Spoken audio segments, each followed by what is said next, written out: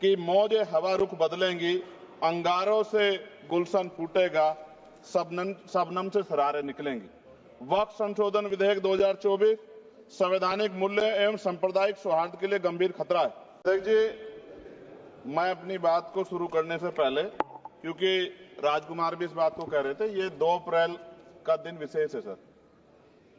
मैं जेल में था सहारनपुर, 2 अप्रैल 2018 को आंदोलन हुआ, 13 नौजवानों ने शहीदगी दी सर। मैं उनको नमन करता हूं सर। और आज फिर 2 अप्रैल है, एक और शहीदगी की तैयारी लग रही। तो मैं उन क्रांतिकारियों को भी आज याद करता हूं जिन्होंने, मुस्लिम क्रांतिकारी जिन्होंने देश की आजादी में योगदान दिया। सर, अंदाजे जमाना कहता है कि मौजे हवा रुख बदलेंगी, अंगारों से गुलशन फूटेगा, शबनम से शरारें निकलेंगी। वक्फ संशोधन विधेयक 2024 संवैधानिक मूल्य एवं सांप्रदायिक सौहार्द के लिए गंभीर खतरा है। वक्फ संशोधन विधेयक 2024 संवैधानिक अधिकारों, विधिक सिद्धांतों और धार्मिक स्वतंत्रता पर गंभीर आघात है। विधेयक वक्फ प्रबंधन को कुशल और प्रभावी बनाने का दावा करता है, लेकिन इसके 44 संशोधन इन वादों को पूरा करने में असफल है। हमारा मानना है कि इस संशोधन से स्पष्टता, साक्ष्य और मूल कारण विश्लेषण का अभाव होगा।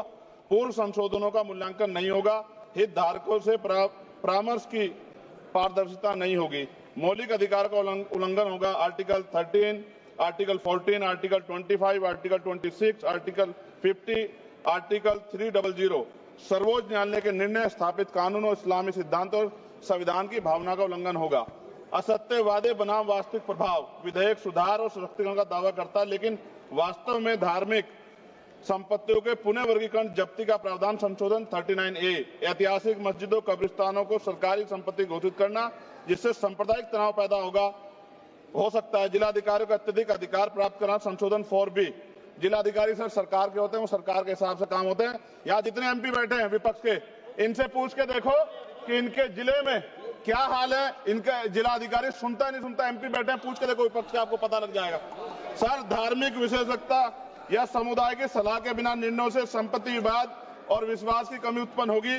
ट्रिब्यूनल की शक्ति कमजोर करना और मुस्लिम प्रतिनिधित्व हटाना संशोधन 10B, धार्मिक कानून की त्रुटिपूर्ण व्याख्या और पक्षपाती निर्णय, दानकर्ता इच्छा की उपेक्षा व धार्मिक स्वतंत्रता का हनन संशोधन 5A, दानकर्ता द्वारा समर्थन वापस जिससे सामुदायिक संस्था कमजोर हुई, गैर मुस्लिमों द्वारा स्थापित वक्फ सुरक्षा समाप्त करना संशोधन 104 की समाप्ति, अंतर धार्मिक सौहार्द प्रभावित होगा। सर, सदियों पुरानी धार्मिक संपत्तियों पर सीमा अधिनियम लागू करना संशोधन 27B, कब्जा की गई संपत्तियों की स्थायी हानि, धार्मिक विषयों को दरकिनार कर वक्फ निर्धारण करना संशोधन 6C, धार्मिक ज्ञान के अभाव में संपत्तियों गलत वर्गीकरण, पंजीकृत वक्फ घोषणाओं को अपराध घोषित करना संशोधन 312, भय के माहौल में धार्मिक दान में गिरावट, मनमाने सर्वेक्षण को और वर्गीकरण की अनुमति देना संशोधन 8A।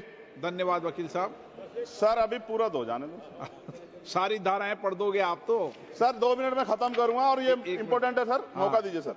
बिना जवाबदेही के बड़े पैमाने पर वक्फ संपत्तियों का पुनः वर्गीकरण, प्रशासनिक भ्रम और प्रभावशीलता को नुकसान पहुंचाना संशोधन 12D, कानूनी विवादों और कुप्रबंधन को वक्फ बोर्डों की विश्वसनीयता का नुकसान, अस्पष्ट आधारों पर राज्य द्वारा वक्फ बोर्ड को भंग करने का अधिकार संशोधन 3C, राज्य के व्यापक विरोध प्रदर्शन, धार्मिक लक्ष्य का लक्ष्य, सार्वजनिक हित के नाम पर वक्फ प्रशासन पर पूर्ण नियंत्रण संशोधन 37C2, व्यापक स्तर पर अशांति विरोध प्रदर्शन, कानून व्यवस्था गंभीर स्थिति।